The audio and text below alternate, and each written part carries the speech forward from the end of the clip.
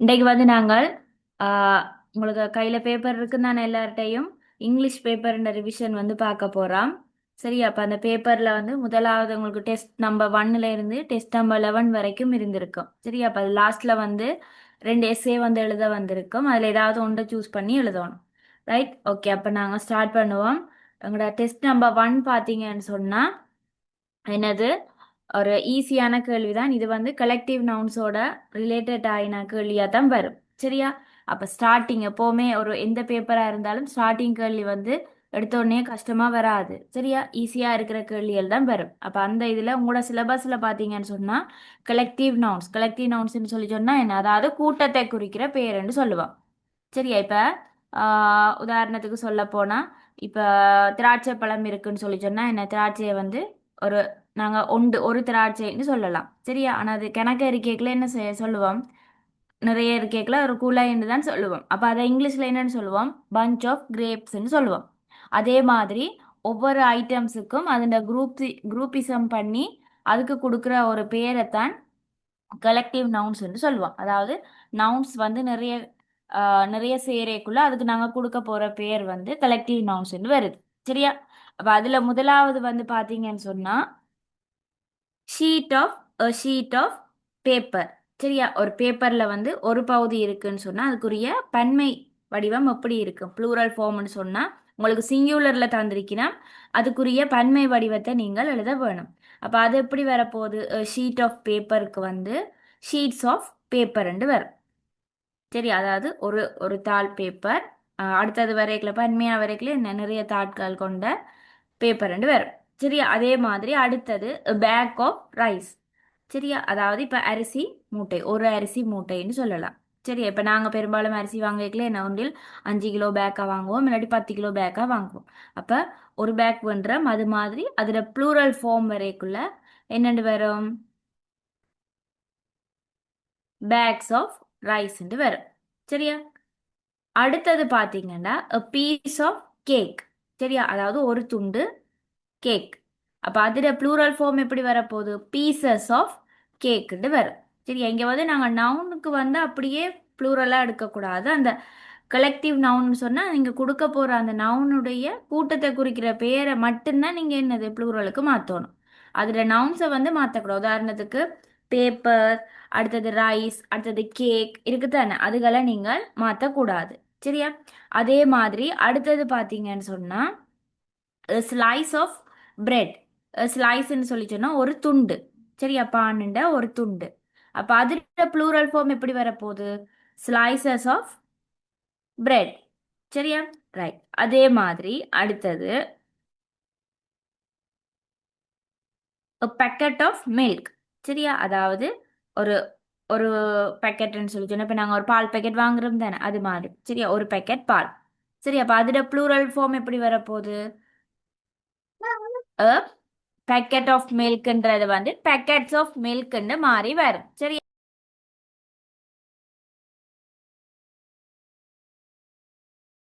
சரியா? அப்ப இதை போல உங்களுக்கு சிங்குலர் ஃபார்மில் தந்திருக்கிற கலெக்டிவ் நவுன்ஸ் இருக்குமா இருந்தால் அதை நீங்கள் என்ன செய்வீங்க, ப்ளூரல் ஃபார்முக்கு மாற்றக்குள்ள நாங்கள் வந்து அந்த நவுன்ஸ், உதாரணத்துக்கு பேப்பர், ரைஸ், கேக், பிரெட், மில்க்ன்னு இருக்கு தானே, அந்த ஃபார்மை வந்து மாற்றக்கூடாது, அதை ப்ளூரலுக்கு மாற்றக்கூடாது. நாங்கள் எதை மாற்றணும், அந்த குரூப்பிசம், அதாவது கலெக்டிவ் நவுன்னு சொல்கிறது வந்து ஒரு ஐட்டமை வந்து நாங்கள் குரூப்பாக சேர்க்கைக்குள்ள அதைத்தாமே வந்து நாங்கள் என்ன கலெக்டிவ் நவுன் சொல்லி சொல்லுவோம். சரியா? அப்போ அது டெஸ்ட் நம்பர் 1க்குரிய ஆன்சர்ஸ். சரியா? இது ஓகே தானே எல்லாருக்கும்? Right, okay. அடுத்தது வந்து டெஸ்ட் நம்பர் 2. டெஸ்ட் நம்பர் 2ல என்ன சொல்லி இருக்குன்னு சொன்னா பாருங்க, ரைட் த கரெக்ட் ஆன்டோனம்ஸ் வேர்ட். அதாவது தந்திருக்கிற வேர்டுண்ட எதிர்ச்சொல். சரியா? தமிழ்ல எதிர்ச்சொல்லுவன்னு சொல்லுவோம். அப்ப லீகல்னு சொல்லி சொன்னா சட்ட ரீதியான சட்டத்தோட இணைஞ்சு போற மாதிரியான விடயங்களை லீகல்னு சொல்லுவோம். இல்லீகல்னு சொல்லி சொன்னா அதாவது சட்டத்துக்கு விரோதமான. சரியா? இப்போ உதாரணத்துக்கு நாங்கள் வந்து லீகல் பிஸ்னஸ் செய்கிறோம்னு சொல்லி கேள்விப்பட்டிருப்பீங்க, அது மற்றது இல்லீகல் பிஸ்னஸ்ன்னு சொல்லி கேள்விப்பட்டிருப்பீங்க. சரியா? லீகல் பிஸ்னஸ்ன்னு சொல்லி சொன்னால் ஒரு கவர்மெண்டில் நாங்கள் இப்படி ஒரு கம்பெனி வச்சிருக்கிறோம்னு சொல்லி பதிஞ்சு அது இந்த என்ன செய்யணும், அந்த ரெஜிஸ்ட்ரேஷன் உங்களோட கம்பெனிக்குரிய ரெஜிஸ்ட்ரேஷனை வாங்கி அதுக்கப்புறமா அதை இங்கிலீஷ்ல நாங்க பிஆர்ன்னு சொல்லுவோம், பிஸ்னஸ் ரெஜிஸ்ட்ரேஷன் சொல்லுவோம். அப்போ ஒரு கம்பெனி நடக்குதுன்னு சொல்லி சொன்னா அதுக்கு அவன் பிஸ்னஸ் ரெஜிஸ்ட்ரேஷன் சொல்லி ஒரு சர்டிபிகேட் ஒன்று கொடுப்பினேன். அதோட இயங்குற கம்பெனியா இருந்தா தான் அது ஒரு லீகல் கம்பெனி. சரியா? இல்லீகல் கம்பெனிஸ்ன்னு சொல்லி சொன்னா என்ன, அதாவது எங்கட சட்டத்துல வந்து அதை நாங்க பதிவு செய்யாம களவா நடத்தி கொண்டிருக்கிற பிசினஸ் தான் இல்லீகல் பிசினஸ் சொல்லுவோம். சரியா? அப்ப உங்களுக்கு வந்து அது விளங்கி இருக்கு தமிழ்ல, லீகலுக்கும் இல்லீகலுக்கும் இருக்கிற வித்தியாசம். சரியா? லீகல்னு சொன்னா சட்டத்தோட இணைஞ்சு நடக்கிறது, இல்லீகல்னு சொன்னா சட்டத்துக்கு விரோதமா நடக்கிறது. சரியா? அடுத்தது கம்ப்ளெக்ஸ். கம்ப்ளெக்ஸ்ன்னு சொல்லி சொன்னா என்னது, கம்ப்ளெக்ஸ்ன்றது வந்து ஒரு சிக்கலான அல்லது கடினமானன்னு சொல்லி அதுக்கு தமிழ் வடிவம் வரும். அதுக்குரிய ஆன்டோனம்ஸ் வேர்ட் வந்து கம்ப்ளெக்ஸ், ஈஸின்னு வரும். சரியா? கம்ப்ளெக்ஸ்னா சிக்கல் அல்லது கடினம், அதுக்குரிய எதிர்ச்சொல் ஈஸி, அதாவது இலகுவானது அல்லது லேசானது அப்படியும் சொல்லலாம். சரியா? பிரவீனா? டீச்சர் காம்ப்ளெக்ஸ் சிம்பிள் வராதா? சிம்பிளும் எழுதலாம். இதோட இப்ப ஈஸியோட ரிலேட்டடான வேர்ட்ஸ் நீங்க எது வேணாலும் கொடுக்கலாம், சிம்பிள், ஈஸி எதுவும் கொடுக்கலாம். சரியா? சரி, ஜும்ரா? அதுதான் டீச்சர் நானும் கேட்க வந்தேன். ரைட், அது கொடுக்கலாமடா. கம்ப்ளெக்ஸ்ன்னு சொன்னா சிக்கலான தன்மை இருக்கிறது. ஈஸி, சிம்பிள் எல்லாம் சேம், ஒரே வேர்ட்ஸ் தானே, அதுல மீனிங் வந்து ஒன்று தானே, ஈஸி சிம்பிள் எல்லாமே. அப்போ அதை நீங்க எழுதலாம். சரி, அப்ப நாங்க இதுல மோஸ்ட்லி எல்லாருமே எழுதக்கூடிய ஆன்சரை தான் இதுல நான் போட்டு நான் ஈஸின்றது. அப்ப அதுவுமே சரியான ஆன்சர் தான். சரி, அடுத்தது ஃபொரின். ஃபொரின்னு சொல்லி சொன்னா இப்ப உதாரணத்துக்கு எங்களுக்கு தெரியும், ஃபாரினர்ஸ்னு சொன்னா வெளிநாட்டாக்களை ஃபாரினர்ஸ்னு சொல்லுவோம். அப்ப ஃபாரின்னு சொல்லி சொன்னா வெளிநாடு. சரியா? லோக்கல்னு சொல்லி சொன்னா உள்நாடு. ரைட்? இப்போ நாங்கள் இப்போ ஸ்ரீலங்காவில் இருக்கிற ஆக்கள் இல்லை, நாங்கள் ஸ்ரீலங்காக்குள்ளேயே இருக்கிற ஆக்கள்னு சொல்லி சொன்னால் நாங்கள் லோக்கல் பீப்புள்ஸ்னு சொல்லுவோம். ஃபாரின் பீப்புள்ஸ்னு சொல்லி சொன்னால் எங்களோட நாட்டுக்கு வெளியில இருந்து வர்ற ஆக்களை நாங்கள் ஃபாரினர்ஸ்னு சொல்லுவோம். இப்போ உதாரணத்துக்கு இந்தியா, சிங்கப்பூர், மலேசியாவை சொல்லலாம். சரியா? ரைட். அதை மாதிரி அடுத்தது என்கரேஜ். என்கரேஜ்னு சொல்லி சொன்னால் அதாவது நாங்கள் ஒரு ஒரு ஆளை வந்து ஊக்குவிக்கிறத என்கரேஜ் பண்ணுறதுன்னு சொல்லுவோம். சரியா? அப்போ அதுக்குரிய ஆன்டோனம்ஸ் வேர்ட் வந்து எப்படி வரும், என்கரேஜுக்கு டிஸ்கரேஜ்னு வரும். ஒரு ஆளை ஊக்குவிக்கிறது, அடுத்தது ஒரு ஆளை ஊக்குவிக்காமை. சரிதானே? இப்போ அதுக்குரிய தமிழ் வடிவம் பார்த்தீங்கன்னா என்கரேஜ்னா ஊக்குவிப்பம், டிஸ்கரேஜ்னா அதுக்கு எதிர்மாறு. சரியா? அடுத்தது வெற்றி. வெற்றின்னு சொல்லி சொல்லியக்குள்ள எங்களுக்கு தெரியும் வெற்றி, நாங்கள் ஒன்றில் வின் பண்ணுறத வெற்றின்னு சொல்லுவோம். அப்போ அதுக்குரிய ஆன்டோனம்ஸ் வேர்ட் பார்த்தீங்கன்னா டிஃபீட். டிஃபீட்னு சொல்லி சொன்னால் என்ன, தோல்வி. சரி, அது தமிழ் வடிவம் வேணும்னு சொன்னால் எழுதி கொள்ளுங்க. நார்மலாக அது வாசிக்கவே உங்களுக்கு அதில் இங்கிலீஷ் விளங்கும். லீகல்ண்டா சட்டத்துக்கு, சட்டத்தோடு இணைந்து நடக்கிறது. இல்லீகல் சட்டவிரோதம். கம்ப்ளெக்ஸ் கடினம், ஈஸி இலகு. ஃபாரின் வெளிநாடு, லோக்கல் உள்நாடு. என்கரேஜ் ஊக்குவித்தல், டிஸ்கரேஜ் ஊக்குவிக்காமை. சரியா? விக்ட்ரி வெற்றி, டிஃபீட் தோல்வி. சரியா? ஓகேயா? Okay, right. ஆல்ரெடி நீங்களும் கொஞ்சம் செஞ்சு வச்சிருப்பீங்க தானே பேப்பர். சரி, அதையே கரெக்ட் பண்ணலாம். அதில் ஏதாவது மிஸ்டேக் பண்ணிக்குள்ள அல்லது நீங்கள் எழுதியிருக்கிற ஆன்சரை விட மேலதிகமாக ஏதாவது இதில் இருக்குமா இருந்தால் அதையும் நோட் பண்ணி கொள்ளலாம். சரியா? Right, okay. அடுத்தது டெஸ்ட் நம்பர் 3. சரியா? மோஸ்ட்லி டெஸ்ட் நம்பர் 1ம் டெஸ்ட் நம்பர் 2மே வந்து ரொம்ப கஷ்டமாக வராது. சரி, ஓரளவு ஈஸியான கேள்வியாக தான் வரும். அதில் நீங்கள் ஸ்கோர் பண்ணிடணும். மேக்ஸிமம் அதில் வர்ற ஃபுல் மார்க்ஸும் எடுக்கக்கூடிய மாதிரி இருக்கணும். அப்போ நீங்கள் ஸ்பீடாக செய்யக்குள்ள அது ஈஸியான கேள்வின்றாலும் 1க்கு 2 தடவை செக் பண்ணி போட்டு ஆன்சர்ஸை போடணும். சரியா? ரைட். அடுத்தது fill in the blanks with the correct form of the verb given within brackets. சரியா? உங்களுக்கு ஒவ்வொரு சென்டென்ஸ்லையுமே வந்து ஒரு டேஷுக்கு பக்கத்தில் ஒரு பிராக்கெட்ல வந்து ஒரு வேர்ப் வந்து கொடுத்திருக்கணும். அந்த வேர்ப் வந்து எந்த ஃபார்மேஷன்ல வரும், கரெக்ட் ஃபார்மா நீங்க அதை மாத்திட்டு அதை சரியா இதுல எழுத வேணும். சரியா?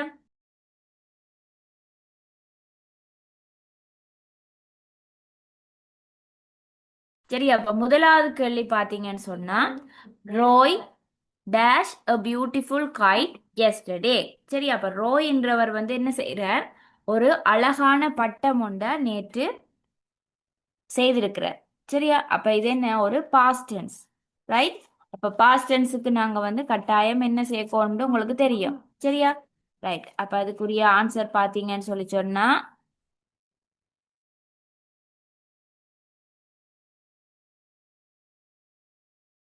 சரியா? அப்ப இதுக்கு நாங்க வாஸ் வந்து பாவிக்க தேவையில்லை.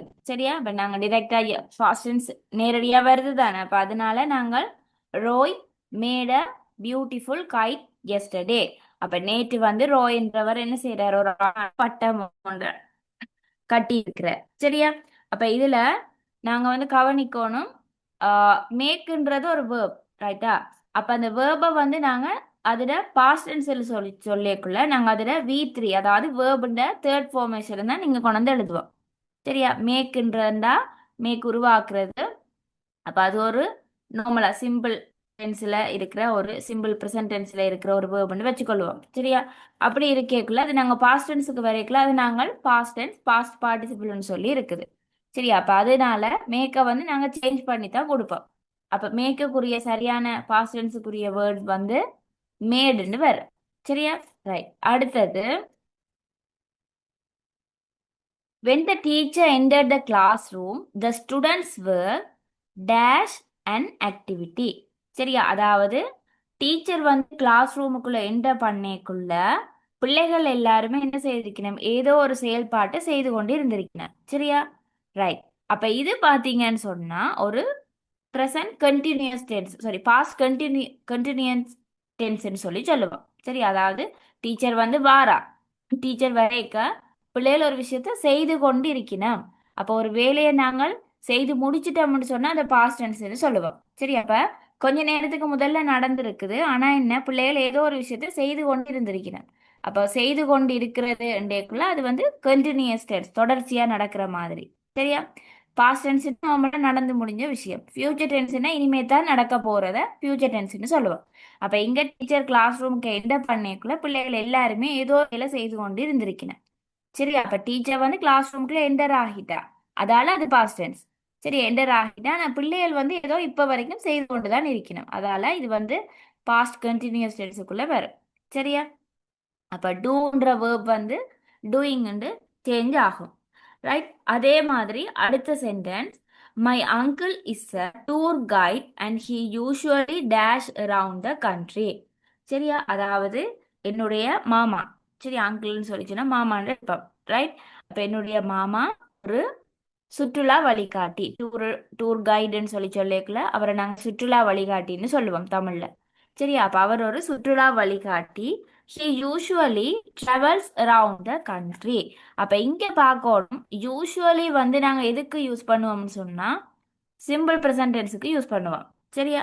அப்ப சிம்பிள் ப்ரெசன்ட் டென்ஸ்னா அது வந்து எப்பவுமே அவர் ஒரு டூர் கைடா இருக்கிறபடியால அவர் எப்பவுமே என்ன செய்வார், இந்த நாட்டை வந்து சுற்றி வந்து கொண்டே இருப்பார். ஏன்னா ஒவ்வொரு இடங்களுக்கு ஒவ்வொரு ஆக்களுக்கு கீழே கூட்டிக் கொண்டு போய் அதை பற்றி காட்டணும். டூர் கைடுன்னு சொல்லி சொன்னா என்ன, ஒரு இடத்துக்கு போயிட்டு அந்த இடம் பற்றின விஷயங்களை வந்து கஸ்டமர்ஸுக்கு விளங்கப்படுத்துறவரை தான் டூர் கைடுன்னு சொல்லுவோம்.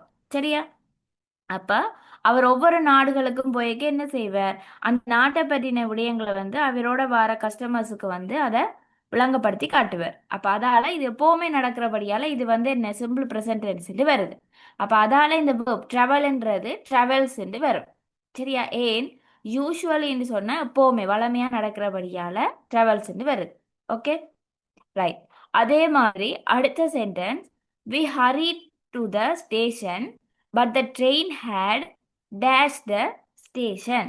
சரியா? நாங்க வந்து ஆம், ஏதோ ஒரு ஸ்டேஷன், இப்போ நாங்கள் ரயில்வே ஸ்டேஷன் எடுப்போமே, அப்போ ஸ்டேஷனுக்கு வந்து சீக்கிரமா வந்து அஹ், விரைவாக போயிட்டோம். ஆனா என்ன நடந்திருக்கு, ட்ரெயின் வந்து போயிட்டு தான். சரி, அப்ப அவ வந்து கெதியா வந்து ஸ்பீடா போய் கொண்டு இருந்திருக்கணும், ஆனாலுமே கூட ட்ரெயின் வந்து போயிட்டுது. அப்ப அதுக்கு வந்து எப்படி வரப்போகுது, we hurry to the station but the train had left the station. அவ வந்து விரைந்து போயிருக்கணும், ஆனா வந்து ட்ரெயின் என்ன போயிட்டு தான், அவ ட்ரெயினை மிஸ் பண்ணிட்டினான். ஓகே. அப்ப இதுவுமே என்ன பாஸ்ட் டென்ஸ் கேட்டகரிக்குள்ள வரப்போகுது. அப்ப V3 வந்து வரும், அதாவது verb 3 என்னது, லீவ் லெஃப்ட் லெஃப்ட்.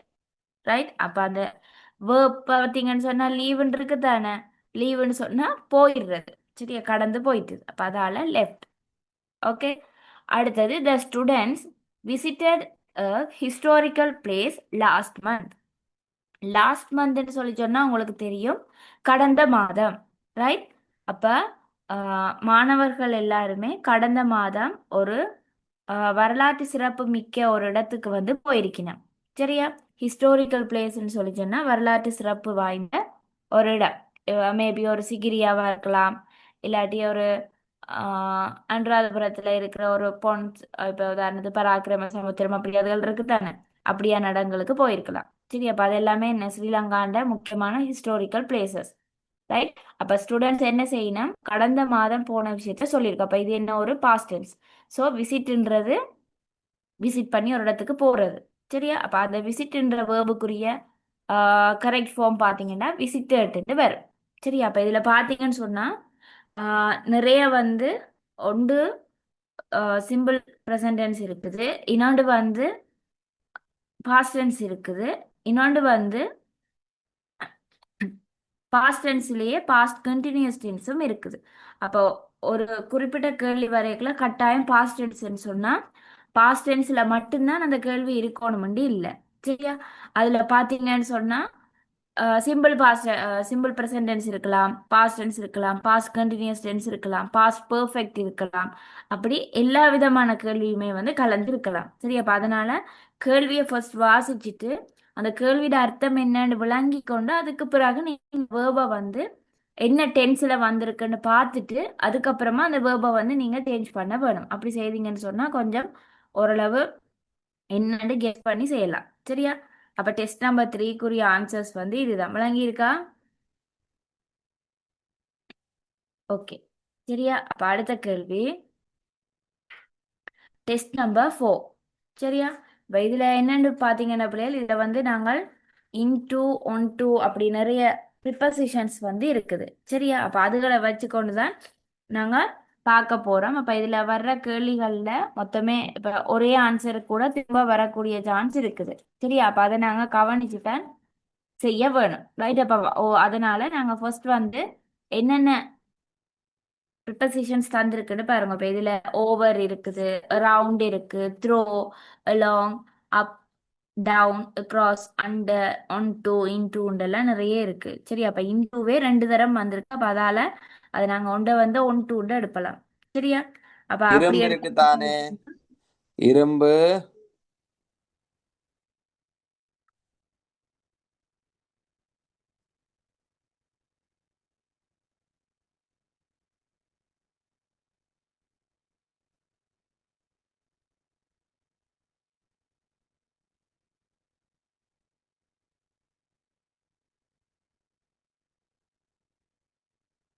சவுண்ட் கேக்குதா? ஓகே. சரியா? ரைட். அப்ப பாருங்க, அடுத்த கேள்வி வந்து use the suitable prepositions from the box below. அப்ப கீழே தந்திருக்கிற ஒவ்வொரு சென்டென்ஸுக்குமே உரிய சரியான ப்ரிப்பசிஷன்ஸ், அதாவது மேலே, கீழே, ஒன்னு சொன்னா மேலே, சரியா? கீழேன்னு சொன்னா அண்டர், சரியா? பிட்வீன்னு சொன்னா இடையில், சரியா? பிஹைண்ட்னா பின்னால். அப்படி வர வேர்ட்ஸ் எல்லாத்தையுமே நாங்க ப்ரிப்பசிஷன்ஸ்னு சொல்லுவோம். இப்போ நான் சொன்ன வேர்ட்ஸ் எல்லாமே என்ன, நீங்கள் சின்ன கிளாஸுகளில் படிச்சிருப்பீங்க. இப்போ கிரேட் 6, 7, கிரேட் 5ல எல்லாம் படிச்சிருக்கக்கூடிய ப்ரிப்பசிஷன்ஸ் தான் அது. இப்போ நீங்கள் கொஞ்சம் ஸ்டாண்டர்டான கிளாஸுக்கு வந்துட்டீங்க. சரியா? அப்போ அதால் வந்து உங்களுக்கு வரப்போகிற ப்ரிப்பசிஷன்ஸ் வந்து இப்படித்தான் இருக்கும். Over, around, throw, along, up, down, across, one two அப்படித்தான் இருக்கும். சரி, அப்போ ஃபர்ஸ்ட் வந்து நீங்கள் அந்த சென்டென்ஸை நீங்கள் ஃபுல்லாகவே வாசித்து பார்க்கணும். வாசித்து பார்த்துட்டு அதுக்கு எந்த ப்ரிப்பசிஷன்ஸ் வந்து சூட்டபிளாக இருக்கும்ன்றதை ஃபர்ஸ்ட் நாங்கள் பார்க்கணும். சரி, அப்போ அந்த வகையில் முதலாவது பார்த்தீங்கன்னு சொன்னால் the cat jumped dash the table. சரியா? ஒரு பூனை ஒன்று இருக்குது. சரியா? பூனை என்ன செய்யுது, சடனாக மேசைக்கு மேலே வந்து அல்லது மேசைக்கு மேலே பாஞ்சு போகுதா. சரியா? அப்போ ஜம்ப்டுன்னு சொல்லியிருக்கலாம், அது ஒரு past tense. Right? The cat jumped dash the table. அப்போ இதுக்கு வந்து நாங்கள் வந்து ஒன் டூன்றதை சேர்க்கலாம். சரியா? இப்போ அதில் வந்து பார்த்தீங்கன்னு சொன்னால் உங்களுக்கு இன்டூவில் 2 இருக்கும். அதை நீங்கள் ஒரு ஒன்றை வந்து நாங்கள் ஒன் டூன்னு இதுக்கு போடலாம். சரியா? ஒன் டூன்னு மாற்றிட்டு போடுவோம். ரைட்? அடுத்த கேள்வி பார்த்தீங்கன்னா த பால் ரோல்ட் டேஷ் த டியூனர். சரியா? இந்த சென்டென்ஸ் பார்த்தீங்கன்னு சொன்னால் கொஞ்சம் வித்தியாசமானது. எப்படின்னு சொல்லி சொன்னால் ஒரு பந்து ஒன்று இருக்குது. சரி, அந்த பந்து என்ன, டியூனல்ன்றது வந்து சுரங்கம். சரியா? அப்போ த பால் ரோல்ட் த்ரோ த டியூனல். சரியா? அப்போ பந்து சுரங்கத்தின் உள்ள அந்த சுரங்கத்தின் வழியாக உருண்டு போயிட்டுது. சரி, அப்ப உதாரணத்துக்கு சுரங்கம்னு சொன்னா உங்களுக்கு தெரியும், ஒரு குகை மாதிரி இருக்குன்னு சொன்னா அந்த குகைக்குள்ள போயக்குள்ள அது வந்து நாங்க இப்ப மிருகங்கள் இருக்கிற இடத்த குகைன்னு சொல்லுவோம். அதே மாதிரி சுரங்க பாதைன்னு ஒன்று இருக்கு. அப்ப போல் என்ன செய்யுது, உருண்டு போய் அந்த சுரங்க பாதைக்குள்ளால போகுது. சரி, அப்ப அதால அது போகுதுன்றத காட்டுறதுக்காக த்ரோன்ற ப்ரிப்பசிஷன்ஸை நாங்க இங்க சேர்க்கிறோம். சரி, அப்ப இதுக்கு வந்து நாங்க வேற எதுவுமே சூட்டபிளா இருக்காது. அப்ப த்ரோன்னு சொல்லிக்குள்ள என்ன, வழியாக, தமிழ்ல அதுக்கு வழியாக, சரியா, சுரங்கத்தின் வழியாக போகுதுன்றதுக்கு வந்து த்ரோவை பாவிப்போம். சரியா, அடுத்தது வந்து we walk dash the narrow bridge.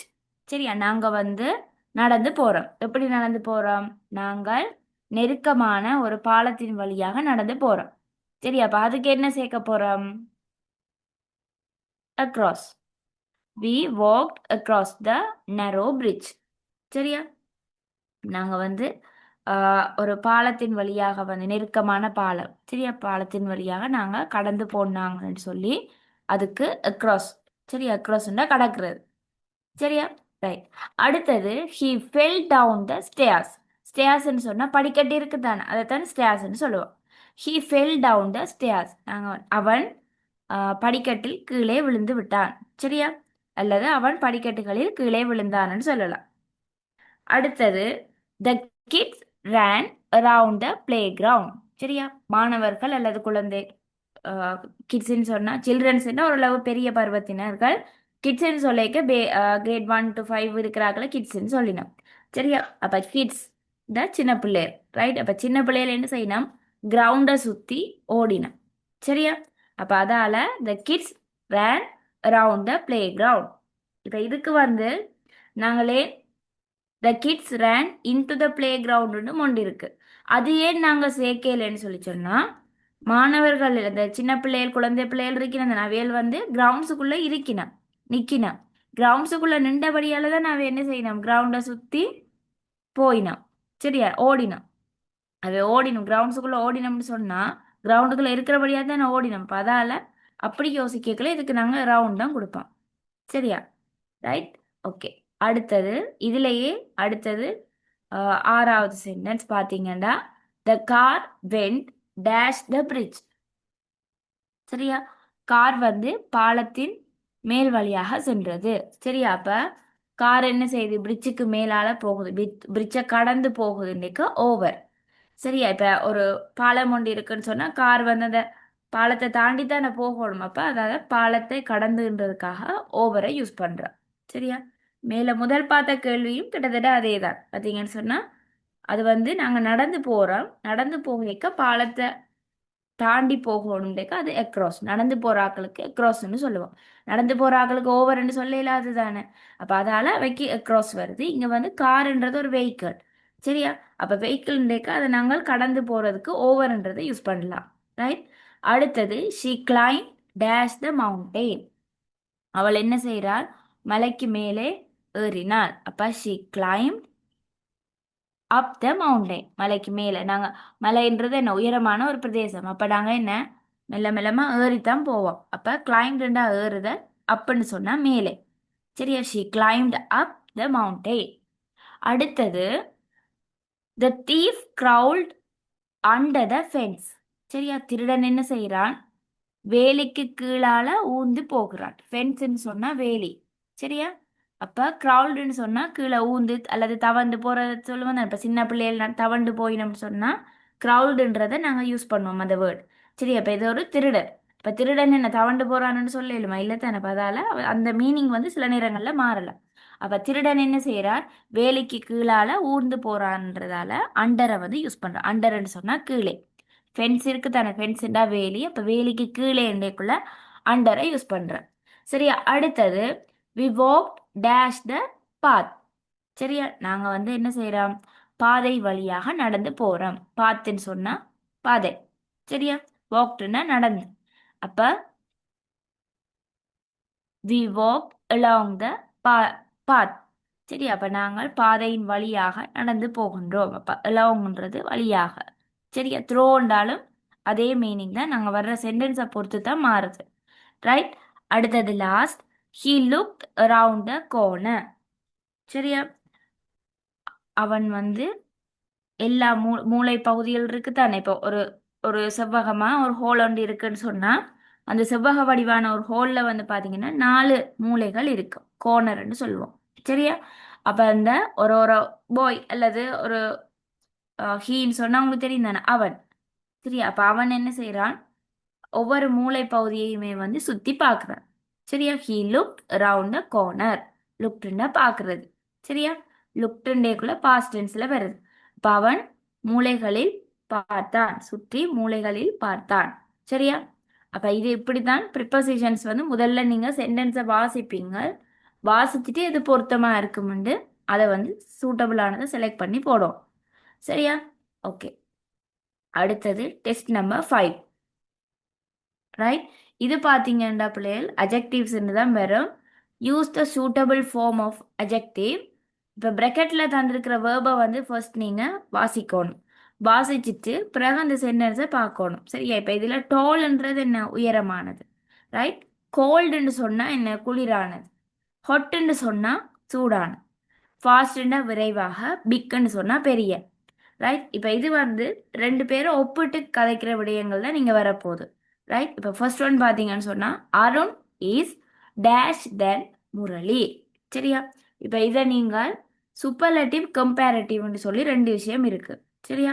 கம்பேரட்டிவ்னு சொல்லி சொன்னால் ரெண்டு பேருக்கு இடையில ஒப்பிட்டு கதை கேட்கல, அதை நாங்கள் கம்பேரட்டிவ்னு சொல்லுவோம். ரெண்டுக்கு மேற்பட்ட ஆக்களோட நாங்கள் ஒப்பிடைக்குள்ள அதை சூப்பர்லேட்டிவ்னு சொல்லுவோம். சரி? அப்போ உதாரணத்துக்கு அருண் இஸ் டேஷ் தென் முரளி. அருண்ன்றவர் வந்து முரளியை விட உயரமானவர். சரியா? அப்ப இங்க என்ன, ரெண்டு பேரை பற்றி தான் கதைக்கணும். அருணை பற்றியும் முரளியை பற்றியும் கதைக்கணும். ரைட்? அப்ப அருண் முரளின்னு ரெண்டு பர்சன்ஸ் தான் இருக்கணும். அப்ப இதை சொல்லுவோம் கம்பேரட்டிவ்னு சொல்லுவோம். சரியா? கம்பேரட்டிவ்னா ரெண்டு பேருக்கு இடையில ஒப்பிடுறது. அப்ப கம்பேரட்டிவ் வேர்ட்ஸ் வரையக்குள்ள நீங்க ஞாபகம் வச்சிருக்கணும், அந்த வேர்போட நாங்கள் லாஸ்ட்ல இஆர் சேர்ப்போம். சேர்த்தா அதுதான் அந்த ஃபார்மேஷன். கம்பேரட்டிவுக்குரிய அஜெக்டிவ் ஃபார்மேஷன் வந்து இஆர் பக்கத்துல ஆட் பண்ணுவோம்.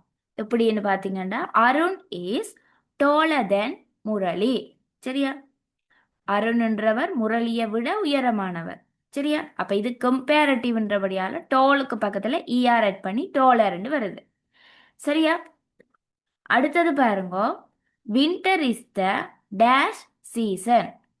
இங்க பாத்தீங்கன்னு சொன்னா உங்களுக்கு ரெண்டு விஷயத்தை பற்றி கதைக்கணுமா? இல்ல, ஒரே விஷயத்தை பற்றி தான் கதைக்கணும். என்ன அது? வின்டர். வின்டர் சீசனை பற்றி தான் கதைக்கணும். வின்டர்ன்னு சொல்லி சொன்னா என்ன, குளிர்காலம் அல்லது குளிர் பருவம்னு சொல்லலாம். அப்ப winter is the coldest season. Right? Right? ஏன் கோல்டஸ்ட்னு சொல்றோம்? கம்பேரட்டிவ் வந்தா மட்டும்தான் நாங்க என்ன சொன்னாங்க, கம்பேரட்டிவ்ண்டா மட்டுமே தான் நாங்கள் கம்பேரட்டிவ்க்கு இஆர் ஆட் பண்ணுவோம்னு சொன்னாங்க. சரியா? அப்ப கம்பேரட்டிவ், சூப்பர்லேட்டிவ், கம்பேரட்டிவ்னு ரெண்டு இருக்கு. அப்ப சூப்பர்லேட்டிவ்னு வரையக்குள்ள அதுக்கு நாங்கள் இஆர் சேர்க்க மாட்டோம், இஎஸ்டி தான் சேர்ப்போம். சரியா? இஎஸ்டி ஏன் சேர்க்கிறோம், சூப்பர்லேட்டிவ்ன்றதால மட்டும். சரியா? அப்ப ஃபர்ஸ்ட் கொஸ்டின் வந்து என்னது, கம்பேரட்டிவ். செகண்ட் சென்டென்ஸ் வந்து பாத்தீங்கன்னு சொன்னா என்னது, அது வந்து சூப்பர்லேட்டிவ். சரியா? அடுத்தது பாருங்க, மூன்றாவது கேள்வி. சம்மர் இஸ் டேஷ் தென் ஆட்டம். சரியா? சம்மர்ன்னு சொல்லி சொன்னா என்ன, கோடை காலம். ஆட்டம்னு சொன்னா இலையுதிர் காலம். சரியா? அப்ப சம்மர் இஸ் ஹாட்டர் தென் ஆட்டம். அப்ப இங்க சம்மர் ஆட்டம்னு சொல்லி ரெண்டு சீசன் வருது. சரியா? அப்ப ரெண்டு வரைக்குள்ள என்னது, கம்பேரட்டிவ்னு தான் இந்த வசனம் வரும். அப்ப கம்பேரட்டிவ்ன்றதால நான் இங்க இஆர் வந்து ஆட் பண்றேன். சரியா? ரைட். அதே மாதிரி அடுத்த சென்டென்ஸ் பாத்தீங்கன்னா அபி இஸ் ரன் டேஷ் தென் சுமன். அபின்றவர் வந்து சுமன் என்றவரை விட வேகமாக வந்து ஓடக்கூடியவர். சரியா? அப்ப இங்க என்ன, ரெண்டு ஆக்களை பற்றி தான் கதைக்கணும். ஒன்று அபி, அடுத்தது சுமன். சரியா? அப்ப அபி is run faster than Suman. சரியா? ஓகே. ஏன்னா கம்பேரட்டிவ்ன்றதால ஃபாஸ்டர் வருது. ஓகே. அடுத்தது an elephant is dash than a mouse. சரி? அப்ப இங்க எலிஃபண்ட் வருது, மவுஸ் வருது. அப்ப ரெண்டு அனிமல்ஸ் வந்து வருது. அப்ப இது என்னது, கம்பேரட்டிவ். சரியா? அப்ப an elephant is bigger than a mouse. சரியா? எலியை விட யானை வந்து பெரியது. சரியா? அப்ப ஃபர்ஸ்ட் இப்படியான கேள்வி வரையக்குள்ள கம்பேரட்டிவ் சென்டென்ஸா சூப்பர்லேட்டிவ் சென்டென்ஸான்னு கண்டுபிடிக்கணும். சரியா? அதை கண்டுபிடிச்சிட்டு அதுக்கு பிறகு அந்த வேர்பை நீங்க மாத்துறீங்கன்னா ஈஸியா மாத்தலாம். சரி, அப்ப இதுல பாத்தீங்கன்னு சொன்னா ஒரு சூப்பர்லேட்டிவ் சென்டென்ஸ் மட்டும்தான் வந்திருக்கு, மிச்சம் எல்லாமே கம்பேரட்டிவ் சென்டென்சஸ். ஓகேயா? ரைட். சரிதானே பிள்ளைகள்? ஓகே, விளங்கி இருக்கா?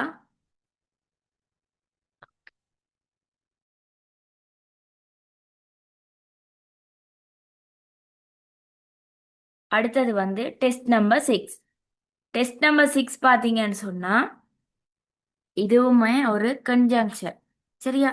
கன்ஜங்ஷன் சொன்னா தமிழ்ல இணைப்பு சொற்கள்னு சொல்லுவோம். சரியா? அப்ப but, and, since, before, after, so இது எல்லாமே conjunctions.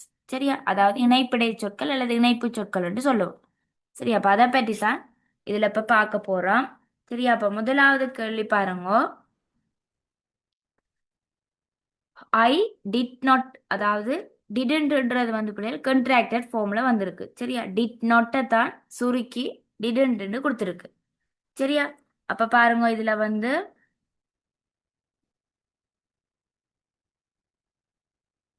I didn't go to school yesterday dash it was a holiday. சரியா? நான் வந்து நேற்று ஸ்கூலுக்கு போகல. ஏன்னு சொன்னா என்ன, அது வந்து ஒரு விடுமுறை நாள், அதால என்ன செய்யணும், ஸ்கூலுக்கு வந்து போகல. சரி, அப்ப இதுக்கு வந்து நாங்க இது சூட்டபிளா இருக்கோம், சின்ஸ். சரியா? I did not go to school yesterday since it was a holiday. சரியா? ஏன் பிஃபோர்ன்னு சொன்னா முதலே நடக்கிறது அல்லது முன்னுக்கு பிஃபோர்ன்னு சொல்லுவோம். அப்ப இந்த வசனத்துல பாத்தீங்கன்னு சொன்னா முன்னுக்குன்ற அந்த ஒரு மீனிங்ல எதுவுமே வரையில. ஸ்கூலுக்கு போகையில ஏன்னு சொல்லி சொன்னா அந்த அண்டு நேற்று வந்து ஒரு ஹாலிடே விடுமுறைன்றதால நாங்கள் ஸ்கூலுக்கு போகல. அப்போ சின்ஸ்ன்றது இந்த சென்டென்ஸில் பார்த்தீங்கன்னா ஆகையால் என்ற மீனிங்கில் வரும். சரியா? நேற்று விடுமுறை ஆகையால் பாடசாலைக்கு செல்லவில்லை. சரியா? அதே மாதிரி அடுத்தது brush your teeth before going to bed. சரியா? நீங்க வந்து படுக்கைக்கு போக முதல்ல, பிஃபோர்னு சொன்னா முதல், படுக்கைக்கு போக முதல்ல நாங்கள் எங்களோட பற்களை துலக்க வேணும். சரியா? அப்ப brush your teeth before going to bed. நீங்க படுக்கிறதுக்கு போக முதல் உங்களோட பற்களை துலக்க வேணும். அடுத்தது I want to buy a shirt dash a pair of trousers. சரியா? I want to buy a shirt, எனக்கு வந்து ஒரு ஷர்ட் ஒன்று வேண்டணும். அதே நேரம் ஒரு சோடி ட்ரௌசர்ஸ், ஜீன்ஸை தான் ட்ரௌசர்ஸ்னு சொல்லலாம். சரி, அப்போ ட்ரௌசர்ஸும் வேண்டோரும்னு சொல்லியிருக்கு. அப்போ இங்கே நாங்கள் என்ன கன்ஜங்ஷனை யூஸ் பண்ணுவோம், அண்ட். சரியா? ஏன்னு சொன்னால் ஒரே மாதிரியான விஷயங்கள் வரைக்குள்ள, ஒரே மாதிரியான பொருட்கள் வரைக்குள்ள அல்லது ஒரே மாதிரியான ஐட்டம்ஸ் வருதுன்னா அங்கே நாங்கள் அண்டை வந்து யூஸ் பண்ணுவோம். அப்போ I want to buy a shirt and a pair of trousers. சரியா? அடுத்தது it was very hot inside the room so I switched on the fan. சரியா? அதாவது அறைக்குள்ள வந்து மிகவும் சூடாக இருக்குதாம். சரியா? வெரி ஹாட்னு சொன்னா மிகவும் சூடு. அப்ப ரூமுக்குள்ள சரியான சூடா இருக்குது, அதனால ஃபேனோட சுவிட்சை வந்து ஒன் பண்ணியிருக்கணும், ஃபேனை போட்டிருக்கணும். சரியா? அப்ப சோன்றது இங்க என்னது, ஆகவே. சரியா? அண்டுன்னு சொன்னா மற்றும்ன்ற மீனிங்ல வரும். பிஃபோர் முன்னால் அல்லது முன்பாக. சரியா?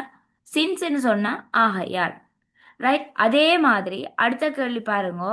I like to play volleyball dash my friend like to play tennis. சரியா? அப்ப இதுல என்ன சொல்லி இருக்குண்டா, எனக்கு வந்து வாலிபால் விளையாட விருப்பம், ஆனா என்னுடைய நண்பனுக்கு வந்து டென்னிஸ் விளையாடத்தான் விருப்பம். சரியா? அப்ப இது ஒன்றுக்கொண்டு முரணான சென்டென்ஸ். அது என்னென்னு முரணன்னு சொன்னா, ஒரு ஆளுக்கு ஒன்று பிடிக்குது, இன்னொரு ஆளுக்கு வேற ஒன்று பிடிக்குது. ரெண்டு பேருக்கும் ஒரே விஷயம் பிடிக்குதுன்னு சொல்லி சொன்னா அண்டை யூஸ் பண்ணலாம். சரியா? ரெண்டு பேருக்கும் வேற வேற பிடிக்குது, அப்ப அதால இங்க நாங்க பட் தான் யூஸ் பண்ணுவோம். பட்டுக்குரிய தமிழ் வடிவம் எப்படி வரும்னு சொன்னா ஆனால். சரியா? எனக்கு வந்து வாலிபால் விளையாட விருப்பம், ஆனால் எனது நண்பனுக்கு டென்னிஸ் விளையாட விருப்பம். சரியா? இதுதான் அதன் அர்த்தம். சரிதானே? அப்ப கன்ஜங்ஷன் சொல்லி சொன்னா since, before, after and so, but இப்படியான விஷயங்கள் வரும். இதுல ஆஃப்டர்ன்றது வந்து பிறகு.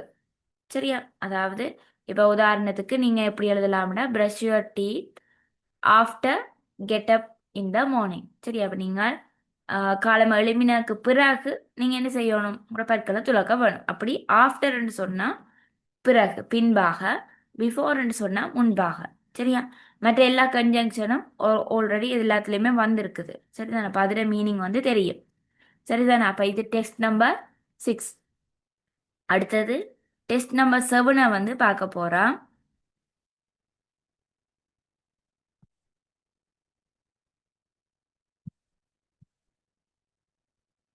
சரி, டெஸ்ட் நம்பர் 7 பார்த்தீங்கன்னா சரியான இம்பார்ட்டண்டான ஒரு கேள்வி. Change the sentences into passive voice. சரியா? ஆக்டிவ் வாய்ஸ் passive வாய்ஸ்னு ரெண்டு பார்த்துருக்குறீங்க. சரியா? அப்போ அதில் வந்து நார்மலாகவே ஆக்டிவ் வாய்ஸ்ன்னு சொல்லி சொன்னால் ஒன்று நடக்கக்குள்ள அது நார்மலாக ஆக்டிவ் வாய்ஸில் தான் இருக்கு. ஒன்று நடந்து முடிஞ்சுது, அதை வந்து நாங்கள் சொல்கிற வடிவத்தை மாற்றக்குள்ள அது passive வாய்ஸ்ன்னு வரும். சரியா? இப்போ இது இவரால் கூறப்பட்டதுன்னு சொல்லி வரைக்கல அது வந்து passive வாய்ஸ்ன்னு வரும். சரியா? இப்போ நான் சொல்கிறேன், அம்மா உணவு சமைத்தாரென மகள் கூறினாள். சரியா? இது ஒரு தமிழ்ல ஒரு சும்மா நோமலா வர வசனம். சரியா? மகள் கூறினாள் அம்மா சமைத்து விட்டார் என்று. சரியா? அப்ப இது அந்த வடிவ அதே விஷயத்தை நாங்க மாத்தி சொல்றோம். சரியா? அப்படித்தான் passive வாய்ஸ்ன்றது. அதாவது நீங்க வந்து ஆக்டிவ் வாய்ஸ்ல சப்ஜெக்டா வாரது, passive வாய்ஸ்ல என்னண்டு வரும்? லாஸ்ட்ல வரும். சரியா? அதே மாதிரி என்ன நடுவுல வர போறது வந்து ஒப்ஜெக்ட். சரியா? சப்ஜெக்ட் வேர்ப் ஒப்ஜெக்ட்ன்ற ஆர்டர்ல தான் வரும். அப்ப சப்ஜெக்டா இருக்கிறது லாஸ்டா வரும். நடுவுல வர்ற வேர்ப் வந்து அப்படியே வரப்போகுது. ஆனா அங்க அடிஷ்னலா என்ன செய்றோம்? வோஸோ இல்லாட்டி வில் பியோ அந்த சென்டென்ஸை பொறுத்து மாறும். சரியா? வோஸ் வில் பி அதுக்கெல்லாம் ஆட் பண்ணுவோம். என்னது அங்கால வரப்போற ஒப்ஜெக்ட் இருக்கு தானே, ஒப்ஜெக்ட் வந்து passive வாய்ஸுக்கு வரைக்கும் சப்ஜெக்டா மாறிடும். எப்படின்னு பார்ப்போம். இப்போ ஃபர்ஸ்ட் ஒன் பார்த்தீங்கன்னா Hiruni's class teacher organised debate competition. அப்போ ஹிருனியினுடைய வகுப்பு ஆசிரியர் வந்து ஒரு விவாத போட்டி ஒன்று ஆர்கனைஸ் பண்ணியிருக்கிறார். சரியா? அப்போ அந்த சென்டென்ஸை எப்படி மாற்றினோம்னு சொல்லி பாருங்க passive வாய்ஸுக்கு. இப்போ இதில் நீங்கள் பார்க்கணும், ஹிருனிஸ் கிளாஸ் டீச்சர்ன்றது என்ன? இந்த சென்டென்ஸில் ஒரு சப்ஜெக்ட். ரைட்? இதை எஸ்ன்னு போடுறேன். Okay, right. அதே மாதிரி ஆர்கனைஸ்டுன்றது என்ன? தலைமை தாங்குதல். இது என்னது? வேர்ப். சரியா? அதை வீன்னு போடுறேன். லாஸ்டா பார்த்தீங்கன்னா டிபேட் காம்படிஷன். இது என்னது? ஒரு ஆப்ஜெக்ட். சரியா? தமிழ்ல செயற்படு பொருள் மாதிரி. சரியா? அப்ப இந்த சென்டென்ஸ் எப்படி மாறப்போகுதுன்னா ஒப்ஜெக்டா இருக்கிற இந்த வேர்டு வந்து அப்படியே இங்க சப்ஜெக்டா மாறுது. பாருங்க, டிபேட் காம்படிஷன் ஆர்கனைஸ்டுன்றது இங்க என்ன? ஒரு வேர்ப். சரியா? அப்ப அந்த வேர்பை வந்து நாங்க எப்படி மாத்துறோம்? வாஸ் ஆர்கனைஸ்டுன்னு மாத்துறோம். சரியா? ஹிரோனிஸ் கிளாஸ் டீச்சர்ன்றது இங்க ஒரு சப்ஜெக்ட். சப்ஜெக்ட்னு சொன்னா எழுவாய். அது வந்து என்ன செய்யுது?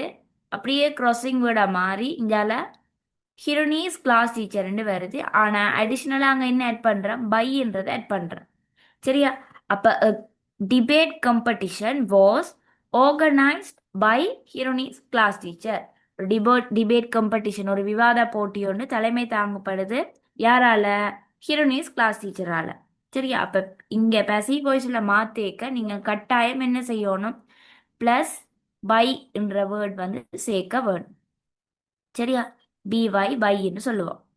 சரியா? இது வந்து இவரால் கூறப்பட்டது அல்லது சொல்லப்பட்டதுன்னு சொல்லக்குள்ள அதுக்கு வந்து நாங்கள் பையை சேர்ப்போம். சரியா? அதே மாதிரி second question, she completed the homework daily. அவள் வந்து ஒவ்வொரு நாளும் தன்னுடைய வீட்டு பாடங்களை வந்து செய்து முடிச்சிடுவாள். சரியா? அப்போ அதில் வந்து ஷீன்றது சப்ஜெக்ட், கம்ப்ளீட்டட்ன்றது வேர்ப், டெய்லின்றது ஆப்ஜெக்டாக இருக்கும். சரியா? அப்போ இங்கே வந்து த ஹோம்ஒர்க் டெய்லின்னு வரும். சரியா? இது இப்படியே இந்த வசனம் வந்து ஃபுல்லாகவே மாறப்போகுது. பாருங்க, the homework was completed by her daily. சரியா? வீட்டு பாடங்கள் இருக்கு தானே, அதான் ஹோம்ஒர்க்னு சொல்லினோம். அப்போ வீட்டு பாடங்கள் அனைத்தும் முடிக்கப்படுது யாரால? அவளால ஒவ்வொரு நாளும். சரியா? டெய்லி இன்னைக்கு ஒவ்வொரு நாள். சரியா? அப்ப பை எங்க ஆட் பண்ணணும், வாஸ் எங்க ஆட் பண்ணணும்ன்றத தெரிஞ்சு வச்சிருக்கோம். வாஸ் எங்க ஆட் பண்ணுவோம்? ஒரு வேர்புக்கு முன்னால வாஸ் ஆட் பண்ணுவோம். சரியா?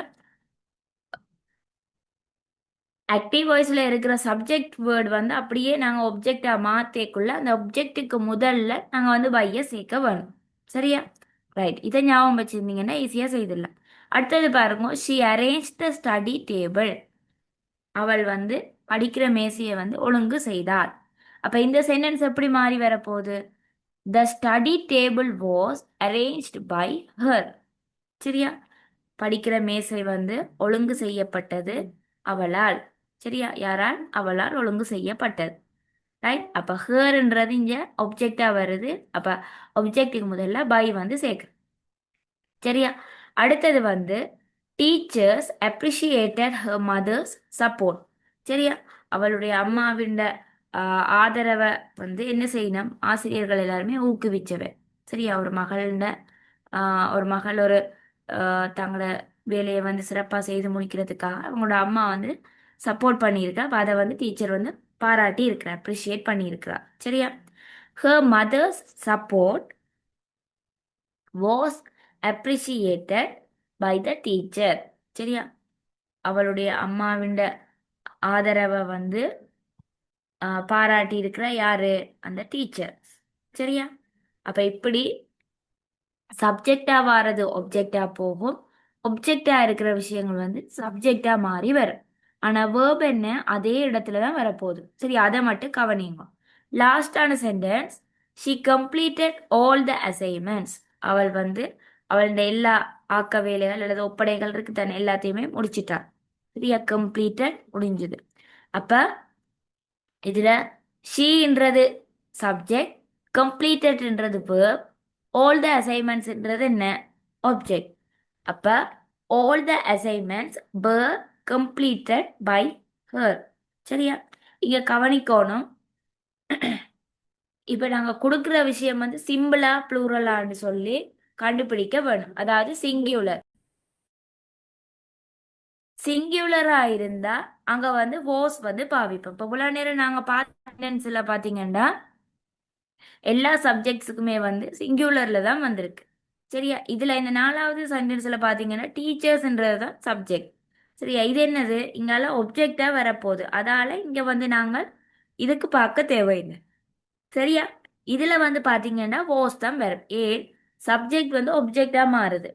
நாங்க பேசிவ் வாய்ஸுக்கு மாத்தினா பிறகு வர்ற சப்ஜெக்டை தான் பார்க்கணும் சிங்குலரா ப்ளூரலான்னு சொல்லி. சரியா? அப்படி பார்க்க இதுல ஆல் த அசைன்மெண்ட்ஸ்ன்றது என்ன? ஒரு ஒப்ஜெக்ட். அப்ப இந்த ஒப்ஜெக்ட் தான் சப்ஜெக்டா மாறி வரப்போகுது. அப்ப all the assignments were completed by her. சரியா?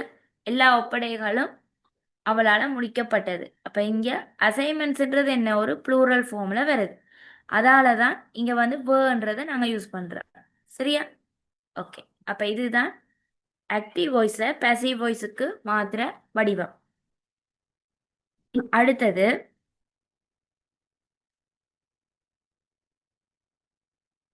ஒரு ஸ்டோரி ஒன்று இருக்கு. சரியா?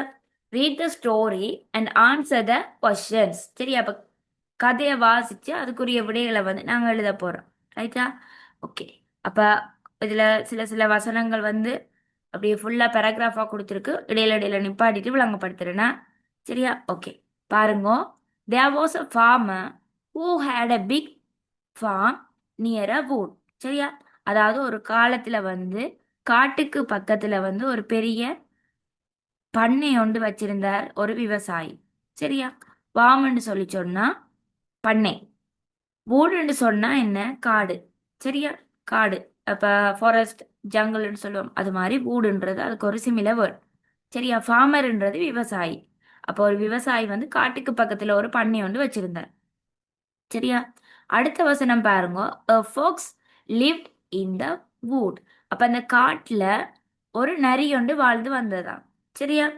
அடுத்தது, every night this fox would creep out of its den and steal one of the farmer's hens. சரியா? அப்ப அதுல அந்த காட்டுல பாத்தீங்கன்னா ஒரு நரி வாழ்ந்து வருது. ஒவ்வொரு நாள் இரவும் அந்த நரி என்ன செய்யுது, தன்னை தான் இருக்கிற இடத்த வந்து தான் இருக்கிற அந்த குழியில இருந்து மெதுவா வெளியில வந்து அங்க இருக்கிற அந்த விவசாயி வச்சிருக்கிற அந்த கோழியில வந்து ஒன்றை திருடி கொண்டு போயிடுமா. சரியா? அப்ப இது வந்து ஒவ்வொரு நாள் இரவும் நடக்குது. அப்ப அதாலதான் every night this fox would creep அவுட்னு சொன்னா creepன்றது ஃபாக்ஸ் வாழ்ற இடம். சரியா? அதாவது நரி வாழ்ற அந்த குழிய சொல்றது. சரி, அதுல இருந்து கொண்டு வெளியில வந்து எட்டி பார்த்து என்ன செய்யுது, அந்த விவசாயி வச்சிருக்கிற கோழி பண்ணையில அந்த கோழி பண்ணையில இருக்கு தானே, அதுல இருந்து ஒவ்வொரு நாளும் ஒரு ஒரு கோழியை வந்து திருடி கொண்டு போகுது. சரியா? ஸ்டீல் ஒன்னு சொன்னா திருடுறது. ஒவ்வொரு நாளும் ஒன்று. The farmer tried many times to catch the fox but could not. சரி, அப்போ ஒவ்வொரு நாளும் விவசாயி நினைப்பாராம் அந்த நரியை எப்படி என்றாலும் பிடிச்சிடணும்னு சொல்லி.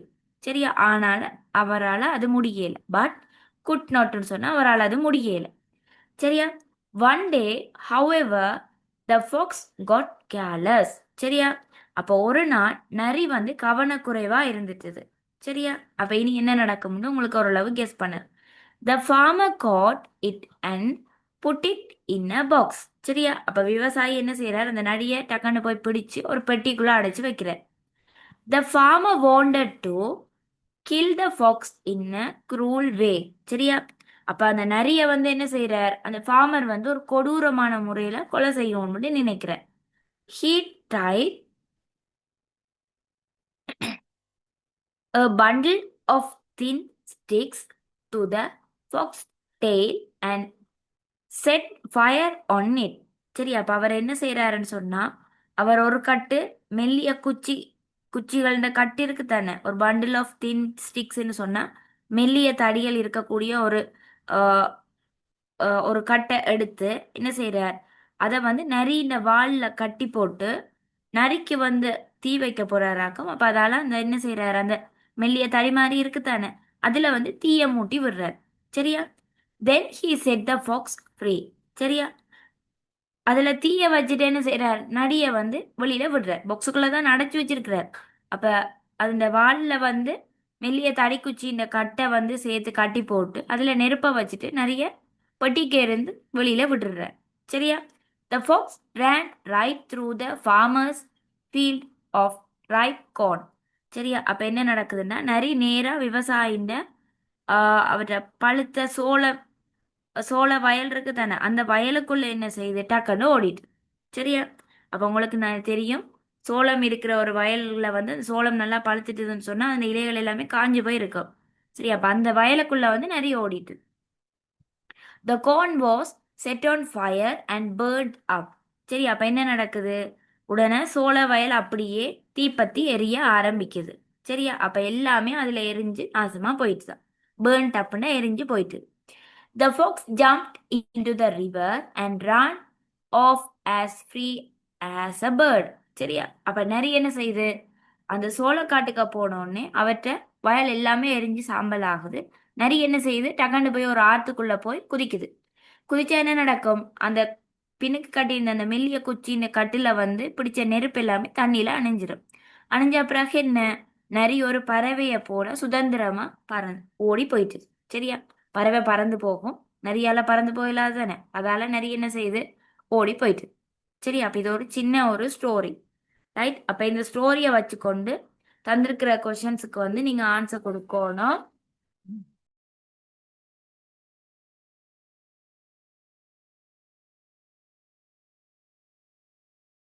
பாருங்க, read the story and answer the questions. First question பார்த்தீங்கன்னு சொன்னா, who had a big farm, யார்கிட்ட வந்து பெரிய ஃபார்ம் ஒன்று இருந்ததுன்னு கேட்டிருக்கு. சரியா? அப்ப யாருக்கு ஒரு பெரிய ஃபார்ம் இருந்தது, ஃபார்மர் விவசாயிக்கு தான் இருந்தது. அப்ப ஃபுல் ஆன்சர் நீங்க எழுத போறீங்கண்டா the farmer had a big ஃபார்ம்னு எழுதலாம். இல்லாட்டி ஷார்ட் ஆன்சர்ண்டா த ஃபார்மர்னு மட்டும் எழுதலாம். சரியா? Where did the fox live, நரி வந்து எங்க வாழ்ந்து வந்தது, நரி எங்க வாழ்ந்தது, காட்டுல வாழ்ந்து வந்தது. சரியா? அப்ப the fox live in the wood. அப்ப நரி வந்து காட்டுல வாழ்ந்து வந்தது. What it the fox steal from the farm. அப்ப நரி வந்து என்னத்தை வந்து என்னத்தை அந்த பண்ணையில இருந்து ஒவ்வொரு நாளும் திருடி கொண்டு போனது. என்னத்த விவசாயின்னு கோழியில ஒவ்வொன்றை. சரியா? அப்ப the fox stole hens from the farm. சரியா? நரி வந்து ஆஹ், கோழிகளை வந்து பண்ணையில இருந்து இடத்துக்கு திருடி கொண்டு போனது. Did the fox die? நரி வந்து இறந்து போனதா? டிட்ன்னு சொல்லி கேட்கல, இறந்து போனதா கேள்வியா கேட்கணும். அப்ப டூ டிட் வந்து கொஷன்ஸ்ல ஸ்டார்டிங்ல வந்துட்டா ஃபர்ஸ்ட் நீங்க என்ன கொடுக்கணும்? எஸ்ஸா நோவான்னு கொடுத்துட்டு தான் அங்கால மற்றது கொடுக்கணும். சரியா? அப்ப இங்க என்ன நரி இறந்ததா? இல்ல. அப்ப நோ போட்டு ஒரு கமாவால செப்பரேட் பண்ணி போட்டு அங்கால நீங்க காரணத்தை கொடுக்கலாம். சரியா? The fox did not die. It ran into the river and escaped. அப்போ அது என்ன நடந்தது? நரி வந்து சாகையில் அது வந்து என்ன செய்யுது? ஆற்றுக்குள்ள இறங்கி அதனால் இறங்கினதால என்ன நடக்குது? நரி வந்து தப்பிச்சு போயிட்டு. சரி, அப்போ அதை காரணத்தை கொடுத்துருக்க. அடுத்தது fine words similar in meaning to the following. சரியா? அப்போ தந்திருக்கிற வேர்ட்ஸ் இந்த ஃபாலோவிங் வேர்டை வந்து நீங்கள் கண்டுபிடிச்சு கொடுக்கணும். ரைட்? ஜங்கிள்னு சொல்லி சொன்னால் என்ன? காடு. சரியா? அதுக்கு நீங்க ஃபாரஸ்ட் கொடுக்கலாம். அப்படி இல்லைன்னு சொன்னா அந்த பந்தியில தந்திருக்கிறதுல பாத்தீங்கன்னா வூடுன்றதை தான் தந்திருக்கிறேன். அப்ப நீங்க வூடுன்றதை தான் கொடுக்கணும். எழுதியமா ஃபாரஸ்ட்னு கொடுத்திருந்தாலும் சரி, ஆனா தந்திருக்கிற ஸ்டோரியில ஃபாரஸ்ட்ன்றது இல்லை, வூடுன்னு தான் கொடுத்துருக்கணும். அப்ப நீங்க வூடுன்றதை ஆட் பண்ணுங்க. சரியா? அடுத்தது கேவ். கேவ்னு சொன்னா குகை. சரியா? அப்ப குகைக்கு வந்து அதுல டென்னு கொடுத்திருக்கணும். சரியா? அப்ப டென்னுன்றதை தான் கொடுக்கலாம். சரியா? ஜங்கிளுக்கு வூட் அண்ட் ஃபாரஸ்ட் எழுதலாம். இது கேவுக்கு வந்து டென். சரியா? ஓகே, அப்ப இதுதான் டெஸ்ட் நம்பர் 8க்குரிய ஆன்சர்ஸ். ரைட்? அடுத்த கேள்வி test number 9. Underline the correct answer. சரியா? சரியான ஆன்சர் அண்டர்லைன் பண்ண போறீங்க. You dash wear helmet. நீ வந்து கட்டாயம் ஹெல்மெட் வந்து அணிய வேணும். நாங்கள் பைக்கில் போயக்குள்ள கட்டாயம் நாங்கள் என்ன செய்யணும்? ஹெல்மெட் வந்து போட்டு தான் போக வேணும். இப்போ கண்டிப்பாக அண்டைக்குள்ள நாங்கள் அதுக்கு என்ன செய்ப்போம்? மஸ்ட். சரியா? You must wear a helmet. சரியா? அடுத்தது வந்து we dash dance now I have a sprain leg. சரியா? அதாவது எனக்கு வந்து நடனம் ஆட இருக்குது, ஆனா வந்து காலில் ஒரு முறிவு ஏற்பட்டு விட்டது. சரியா? ஏற்பட்டிருக்கு, அதால வந்து நடனம் ஆட முடியாம போகுது. நாங்க வந்து டான்ஸ் ஆடணும், ஆனா என்னது காலில் எனக்கு ஒரு முறிவு வந்து ஏற்பட்டுட்டுது. சரியா? அப்ப நடனம் ஆட வேண்டும் என்று சொல்லிக்க ஒரு விஷயம் வந்து கட்டாயம் செய்யணும்ன்றேக்க அதுக்கு மஸ்ட். சரியா? வேண்டும்னு சொல்லிக்கலாம், அதுக்கு நாங்க என்ன யூஸ் பண்ணலாம்? ஷுட்டை வந்து யூஸ் பண்ணலாம். We should dance now I have a sprained leg. அப்போ ஷுட்டுன்றது வேண்டும்ன்ற மீனிங்குக்கு வரும். மஸ்ட்ன்றது என்னது? கட்டாயம்ன்றதுக்கு வரும். சரியா? அடுத்தது she dash go to school every day. அவள் வந்து ஒவ்வொரு நாளுமே ஸ்கூலுக்கு போக வேணும். சரியா? அப்ப ஒவ்வொரு நாளும் பாடசாலைக்கு போக வேண்டி இருக்கிறது என்றேக்குள்ள அங்க நாங்க ஹேஸ் டு வந்து பாவிப்போம். சரியா? அடுத்தது இது வந்து டெய்லி நடக்கிறது. நாங்கள் ஸ்கூலுன்றது என்ன கட்டாயம் ஒவ்வொரு நாளும் போய் வர வேணும். ஒவ்வொரு நாளும் டெய்லி இன்டேக்கில் நாங்கள் ஹேஸ் டு பாவிக்கிறோம். சரியா? அடுத்தது தே டேஷ் ஃபாலோ ரூல்ஸ். அவர்கள் வந்து என்ன கட்டாயம் ரூல்ஸை வந்து ஃபாலோ பண்ணத்தான் வேணும். அப்போ ஒரு விஷயம் நாங்கள் வந்து சொல்லேக்கில் வேணும்னு சொல்லலாம். வேணும்னு சொல்லிக்கல ஷுட்டை யூஸ் பண்ணுங்க. மஸ்ட்ன்றது கட்டாயம் இப்படித்தான் இருக்கு, இப்படித்தான் நீங்கள் செய்யணும்ன்றேக்கில் அது வந்து மஸ்ட்டுக்கு வேறு. சரியா? இப்போ ஹெல்மெட் அணியணும்ன்றது ஏற்கனவே இருக்கிற ஒரு ரூல்ஸ், அதை நீங்கள் கட்டாயம் ஃபாலோ பண்ணத்தான் வேணும். இப்படி வரைக்குள்ள மஸ்ட். அதே மாதிரி ரூல்ஸ்ன்னு ஒன்று இருந்தால் நீங்கள் கட்டாயம் அதை ஃபாலோ பண்ணத்தான் வேணும். அதுக்கு நீங்கள் கட்டாயம் மஸ்ட்ன்றது தான் பாவிக்கணும். சரியா? அதே மாதிரி லாஸ்ட்டாக பாருங்க, ஐ டேஷ் ஸ்பீக் ப்ராப்பர்லி. நான் சரியாக பேச வேண்டும். அப்போ வேண்டும் என்று வர்ற இடங்கள்ல நாங்கள் என்ன செய்யணும்? ஷுட்ன்றத கட்டாயம் யூஸ் பண்ண வேணும். அப்போ ஐ ஷுட் ஸ்பீக் ப்ராப்பர்லி. சரியா? ஓகே. அடுத்த கேள்வி டெஸ்ட் நம்பர் 10. சரியா? டெஸ்ட் நம்பர் 10 பார்த்தீங்கன்னா இது வந்து நாங்கள் லாஸ்ட்டாக படித்தவங்களோட சிலபஸில் இருக்கிற விஷயம்தான். Complete the sentence using the correct adverb. சரியா? நீங்கள் வேர்பை வந்து ஃபார்மட் பண்ணி போடக்குள்ள அது வந்து அட்வர்பா மாறுது. இதுல ஒரு பேராகிராஃப் கொடுத்திருக்கணும். அதை வச்சு நீங்க என்ன செய்யணும், எந்த அட்வர்ப் வந்து சூட்டபிளா இருக்கும்னு கண்டுபிடிக்க போறீங்க. சரியா? My days are pretty routine. சரியா? நான் வந்து என்னுடைய தினசரி வாழ்க்கை மிகவும் அழகானது. சரியா? ஒவ்வொரு நாள் வாழ்க்கையை வந்து ஒரு ஒரு டைமுக்கு ஏற்ற மாதிரி ஒரு ரொட்டீன் செட் பண்ணித்தான் போறது. அப்ப அதால என்ன ஆஹ் எப்பவுமே என்னுடைய ஒவ்வொரு நாளுமே வந்து ஒரு நிலையா ஒரு ஒரு ஒழுங்குல வந்து போய்க்கொண்டு இருக்கிறதா. சரியா? I am on time for school every day. சரியா? நான் வந்து ஒவ்வொரு நாளும் ஸ்கூலுக்கு வந்து டைமுக்கு போவேன். சரியா? I normally get late. சரியா? ஆஹ் அடுத்த வசனம் சரிதானே? I normally get late. That is only if I miss the school bus. சரியா? அதாவது ஸ்கூல் பஸ்ஸை மிஸ் பண்ணினா நான் வந்து லேட்டா போவேன்.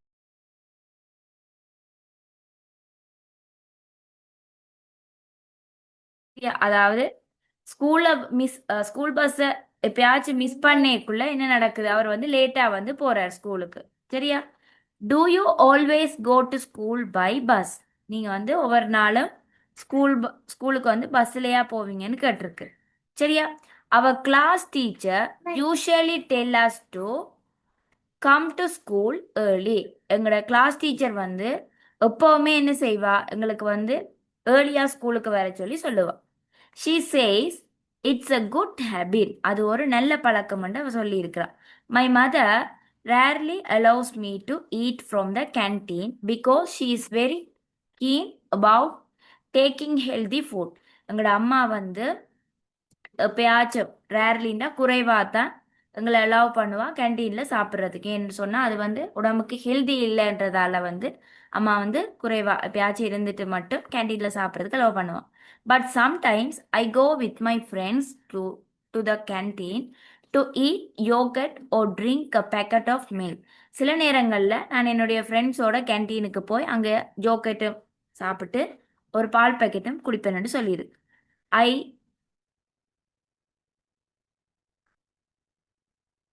ஓகே, இதுல வந்து பாருங்க பிள்ளையர், இதுல my days are pretty routine. I am on time for school every day. இங்க வந்து ஐ நெவர் கெட் லேட்னு வரும். சரியா? I never get late. லாஸ்ட்ல I normally eat happy joker because I love the taste. சரியா? எப்பவுமே வந்து ஹாப்பி ஜோக்கெட்டை தான் வந்து அவர் விரும்பி சாப்பிடுவாராம். ஏன்னு சொன்னா அவருக்கு அது மிகவும் பிடிக்கும்ன்றதால. சரியா? அப்ப அந்த ஆன்சர் மட்டும் இதுல நார்மலின்றது வந்து நெவர் வரணும். நெவர் வந்து நார்மலி வரும். சரியா? ஓகே, இது வந்து டெஸ்ட் நம்பர் 10.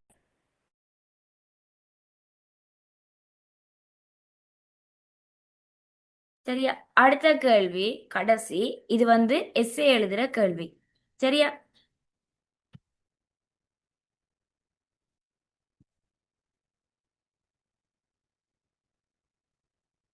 ரைட். எஸ்ஏ பாத்தீங்கன்னா write a short essay using 100 to 150 words. Use the given keywords. இந்த கீவேர்ட்ஸை யூஸ் பண்ணி ஒரு எஸ்ஏ ஒன்று நீங்கள் எழுதணும். ஏதாவது ஒன்று வந்து பிளேஸ் ஆஃப் ஹிஸ்டாரிக்கல் இன்ட்ரெஸ்ட். இதில் வந்து நான் சிகிரியா பற்றி கொடுத்துருக்கேன். இல்லாட்டி நீங்கள் அனுராதபுரம் புலனர்வு எது வேணுனாலும் எழுதலாம். அடுத்த ஹெடிங் என்ன, சேவ் அவர் கண்ட்ரி. கீ பாயிண்ட்ஸை வந்து யூஸ் பண்ணணும். About the country, famous places, describe the beauty. சரியா? எங்களோட நாட்டின் அழகையும் பிரபல்யமான இடங்களையும் மற்றது எங்களோட நாட்டை பற்றியும் சொல்ல வேணும். அதில் மேலே பார்த்ததுல பிளேஸ் ஆஃப் ஹிஸ்டாரிக்கல் இன்ட்ரெஸ்ட்ல சிகிரியா பற்றி சொல்ல போறீங்கன்னா அந்த நீங்கள் எந்த இடத்தை பற்றி சொல்ல போறீங்கன்றதை ஃபர்ஸ்ட் சொல்லி போட்டு அது எங்கே இருக்குன்னு சொல்லணும். அப்புறம் அந்த பிளேஸை வந்து டிஸ்கிரைப் பண்ண வேணும். சரியா?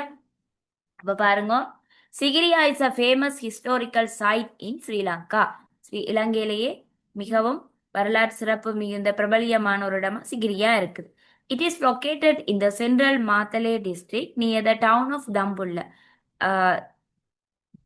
தம்புல்ல டவுனுக்கு பக்கத்துல மாத்தளை டிஸ்ட்ரிக்ட்ல வந்து மத்திய, அதாவது சென்ட்ரல் மாத்தளை டிஸ்ட்ரிக்ட். சரியா? மாத்தளைன்னா மத்திய பகுதியில வந்து தம்புள்ளைக்கு பக்கத்துல வந்து சிகிரியா வந்து இருக்குது. Sigiriya is also called the line rock because of the gear lion shaped structure at its entrance. சரியா? அப்ப சிகிரியாண்ட என்ட்ரன்ஸ் பார்த்தீங்கன்னு சொன்னா ஒரு சிங்கத்தின் வடிவில் இருக்கிறதால அதை வந்து சிங்கத்தின் பாறைன்ற மாதிரி அதுக்கு ஒரு பேர் ஒன்று இருக்குது. சரியா? This ancient rock fortress was built by King Kasiyappa in the 5th century and is surrounded by beautiful gardens, water fountains and frescoes. சரி, அதாவது இந்த சிங்கராஜவனம் வந்து காசியப்ப அரசரால வந்து 5ஆம் நூற்றாண்டுல வந்து உருவாக்கப்பட்டது. அங்க வந்து பாத்தீங்கன்னு சொன்னா அழகான கார்டன்ஸ் இருக்குதா, மற்றது தண்ணீர் பாயிற அந்த இடங்கள் எல்லாமே பார்க்கறதுக்கு அழகா இருக்கும். அது எல்லாமே அந்த சிங்கராஜவனத்துக்குள்ள வந்து சிகிரியாக்குள்ள வந்து இருக்குது. சரியா? Visitors can climb the rock to see the remains of the king's palace at the top and enjoy a breathtaking view of the surrounding countryside. Sigiriya is not only an architectural wonder but also a place that tells stories of the past. It attracts many tourists every year and is recognized as a UNESCO World Heritage Site. சரியா? அப்ப சிகிரியான்றது வந்து தனியா ஒரு தொல்பொருள் வாய்ந்த ஒரு இடம் மட்டுமே இல்லாம அது வந்து எங்களோட நாட்டின் பழைய கதைகளை வந்து எங்களுக்கு சொல்லக்கூடிய மாதிரியான ஒரு இடம் தான் சிகிரியா. சரியா? அப்ப அதால இந்த சிகிரியான்றது வந்து நிறைய சுற்றுலா பயணிகளால என்னது சுற்றுலா, அதாவது சுற்றுலா விடுதி மாதிரி தான் அது. வெளிநாட்டிலிருந்து வர்றாக்கள் எல்லாம் வந்து பார்வையிட்ட ஒரு இடம். அப்ப அதால நிறைய டூரிஸ்டால இது ஒவ்வொரு வருஷமும் வந்து பார்க்கப்படுறது. சரியா? அப்ப இதை வந்து யுனெஸ்கோன்ற உலகத்தால அங்கீகரிக்கப்பட்ட ஒரு இதால இதை வந்து ரெகக்னைஸ் பண்ணி விட்டுருக்கணும் சிகிரியான்ற பிளேஸ. சரியா? இது வந்து சிகிரியா பற்றின. அடுத்தது வந்து save our country. Sri Lanka is a beautiful island country located in South Asia.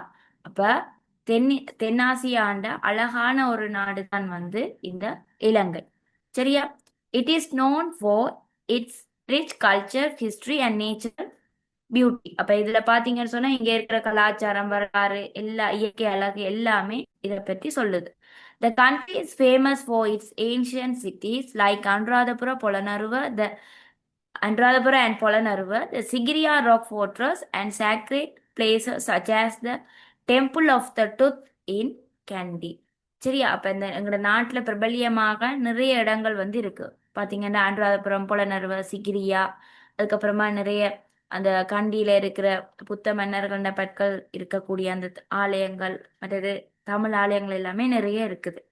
Sri Lanka is also blessed with stunning beaches, lush green tea plantation and wildlife parks like Yala and Udawalawe.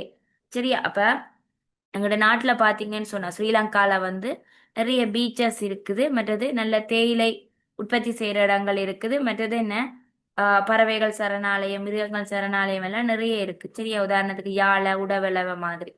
Right? It's mountains, rivers and waterfalls make the scenery breathtaking. அப்ப எங்களுக்கு வந்து அது எல்லாமே பார்வையிடுறதுக்கு கிடைச்சிருக்கிற ஒரு அற்புதம்.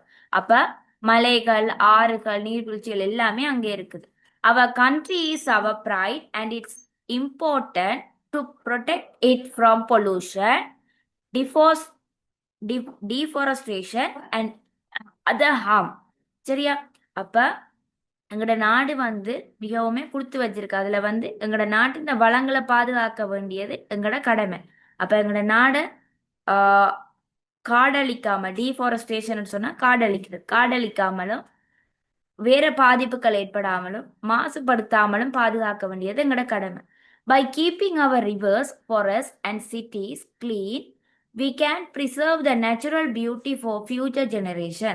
அப்ப இந்த ஆறுகள், காடுகள், மற்றது சிட்டிஸ்னா நகரங்கள் எல்லாத்தையுமே நாங்க கிளீனா வச்சிருக்கணும். அதை வந்து நாங்க அப்படியே எங்களோட எதிர்கால சந்ததியினருக்கு கையளிக்க வேணும்.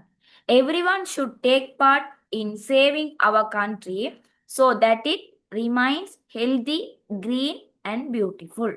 அப்ப எல்லாருமே இதுல ஒரு பாட்டு எடுத்து இதுல ஒரு பங்கு வகிச்சு எங்களோட நாட்டை வந்து நாங்கள் கவனமா சேவ் பண்ண வேணும். அப்ப அதை மனசுல வச்சுக்கொண்டு அதை நாங்கள் ஒரு ஹெல்தியான, கிரீனான, ஒரு அழகான நாடா வந்து மாற்ற வேண்டியது எங்கள் எல்லாருடையுமே கடமைன்னு சொல்லிடு. சரியா?